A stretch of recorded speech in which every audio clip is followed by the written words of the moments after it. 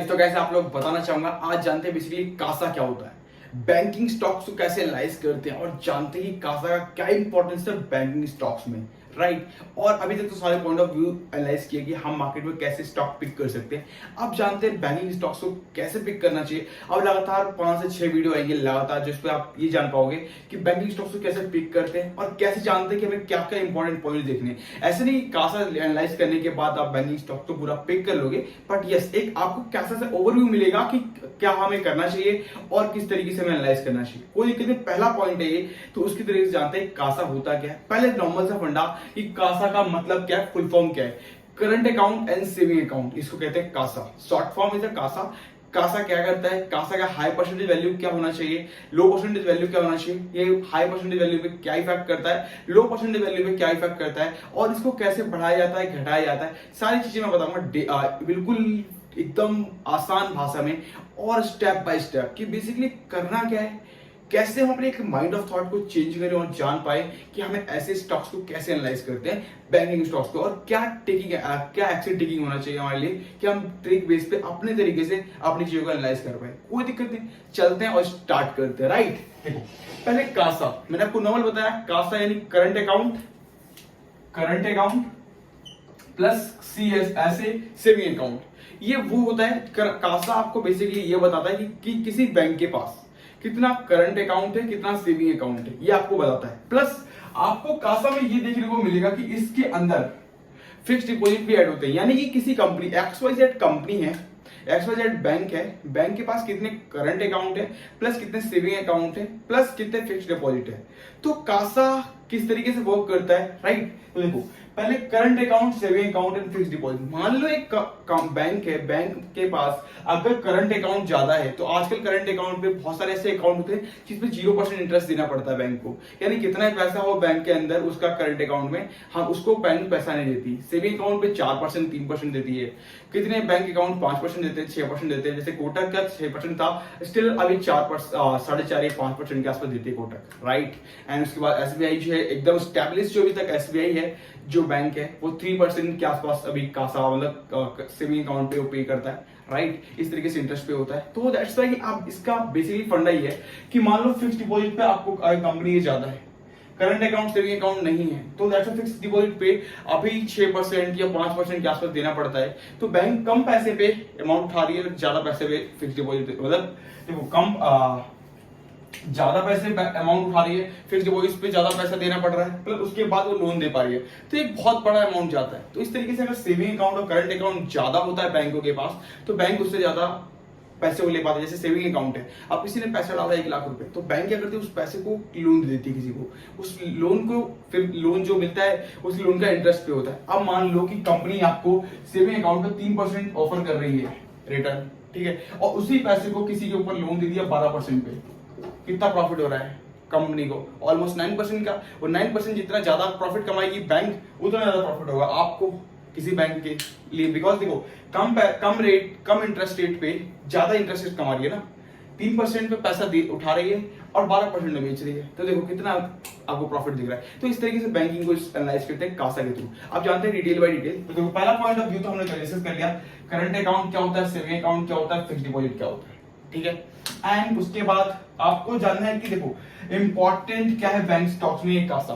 तो जितना ज्यादा current account and saving account company के पास होता है, यानी कि किसी भी बैंक के पास करंट अकाउंट सेविंग अकाउंट ज्यादा है, फिक्स डिपॉजिट कम है, तो डेफिनेटली वो कंपनी के पास ना कासा ज्यादा होगा। कासा ज्यादा होगा तो कंपनी के पास प्रॉफिट ज्यादा होगा, यानी कि कासा का ओवर वैल्यू जितना भी ज्यादा हो कंपनी के पास, ये प्रॉफिटेबल दिखाता है। क्यों? कम पैसे को उठा करके ज्यादा लोन देना, यानी 3% पे सेविंग अकाउंट से पैसा उठाया, 12% पे हमने किसी को पैसा दिया, तो यानी कि प्रॉफिटेबल, राइट। 3% उठा करके 12% दे रहे हैं, यानी 9% का जो 20 का मार्जिन है वो बैंक रख रही है, तो कितना बड़ा प्रॉफिट दिख रहा है। तो उस स्टॉक में इन्वेस्ट करने पे हमें प्रॉफिट होगा।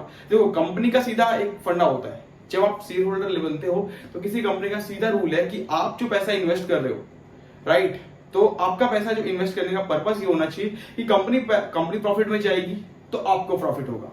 जैसे कंपनी प्रॉफिट करेगी तो कुछ परसेंटेज मिलेगा, बट मिलेगा तो सही, आप उस तरीके से जाओगे क्योंकि ऑनरशिप तो आपके पास भी है। तो इस तरीके से माइंड ऑफ थॉट चलता है। देखो उसके बाद हाई कासा, बिल्कुल हाई हाई कासा जिस कंपनी के पास होता है वो डेफिनेटली ज्यादा वर्क करती है। जैसे HDFC का भी अगर आप देखोगे तो उठा करके ऑलमोस्ट 48 समथिंग है, राइट।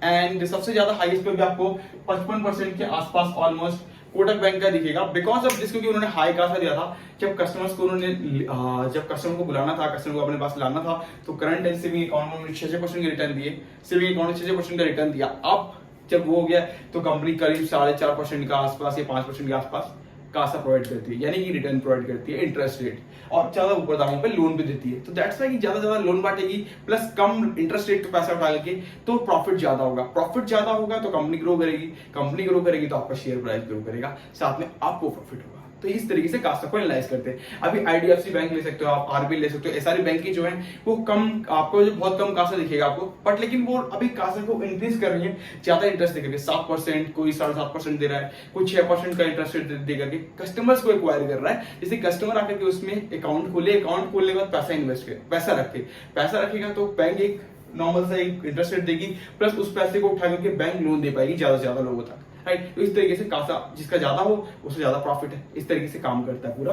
एंड आप देखोगे तो low CASA is not good for company, but लेकिन हाँ, अब कासा एनालाइज कर रहे हो तो इसके हिसाब से कासा लो नहीं होना चाहिए, ज्यादा लो कासा आपको अच्छा नहीं होगा, बिकॉज ऑफ दिस, अगर कंपनी का 48 कासा चल रहा है ऑलरेडी, तो आपको प्रॉफिटेबल बिजनेस यहाँ दिख रहा है कि कंपनी 3% उठा करके 12% दे रही है, तो बीच का 9% आपको मिल रहा है। जब कंपनी प्रॉफिट कमा रही है तो ऑलमोस्ट 0.5% ही सही आपके शेयर में तो बढ़ोतरी हो रही है, प्लस 0.5% आपको बढ़ोतरी मिल रही है, क्योंकि कंपनी ग्रो कर रहा है, आपको ग्रोथ मिल रही है। तो इस तरीके से आप कैसा एनालाइज करके आप अपने स्टॉक को एक ओवरव्यूलिंग देख सकते हो कि यस इसमें देखना है, और उसके बाद आप एनालाइज कर सकते हो, राइट। उसमें how to increase CASA increase करने का सबसे बड़ा फॉर्मूला होता है एडवर्टाइजमेंट। कम बैंक अपने आप को एडवर्टाइज करती है, साथ ही साथ लोगों को अकाउंट खुलवाती है, ज्यादा से ज्यादा करंट एंड सेविंग अकाउंट का अमाउंट खुलवाती है, जिससे कि फिक्स डिपॉजिट ज्यादा ना हो, but current and saving account बहुत ज्यादा हो बैंक के पास, जिससे कि करंट अकाउंट में तो नहीं भी देते पैसे, इंटरेस्ट रेट नहीं देते, बट लेकिन सेविंग अकाउंट में जो 3% का इंटरेस्ट आता है वो ज्यादा मिल पाए, ठीक है, जिससे कम रेट दे 3% का, प्लस लोन को हम 12%, 13%, 14% के हिसाब से दे पाए, और हम मार्केट से पैसा उठा पाए, और हम उसके ऊपर इंटरेस्ट कमाएंगे। तो इंटरेस्ट कमाएंगे तो प्रॉफिट होगा तो बैंक ग्रो करेगा तो हमारा शेयर प्राइस ग्रो करेगा तो हमारा प्रॉफिट होगा। तो इस तरीके से इंक्रीज किया जाता है कासा को, ज्यादा से ज्यादा अकाउंट खुलवा करके, राइट। वीडियो अच्छी लगी तो लाइक कर लीजिए, शेयर कर लीजिए, एंड यहाँ तक वीडियो पे आए, आई थिंक वीडियो अच्छी लगी होगी, एंड प्लस चैनल को सब्सक्राइब नहीं किया है तो सब्सक्राइब करना ना भूलें। And thank you so much, मिलते हैं न्यू वीडियो में और जानेंगे एनपीए क्या होता है, बैंकिंग स्टॉक्स में एनपीए किसे कहते हैं, सारी चीज आएंगे डिटेल्स बाय डिटेल्स, एंड पूरे 6-7 वीडियो में पूरा बैंकिंग स्टॉक कैसे एनालाइज करते हैं सब कुछ क्लियर कर दूंगा। लाइन साथ में बने रहेगा, एंड अच्छा लगा वीडियो तो ज्यादा लोग तो शेयर करिएगा, जैसे कि लोग बेसिक से लेकर एडवांस तक पूरे स्टॉक मार्केट को जान पाए और अच्छे से ये समझ पाए कि यस स्टॉक मार्केट भी विदाउट अकाउंटिंग एंड फाइनेंस के सिखाया जा सकता है। एंड वीडियो अच्छी लगी तो लाइक कर लीजिए, शेयर कर लीजिए। Thank you so much guys, and subscribe नहीं किया सब्सक्राइब कर लीजिएगा। मिलते हैं न्यू वीडियो में, नए चैनल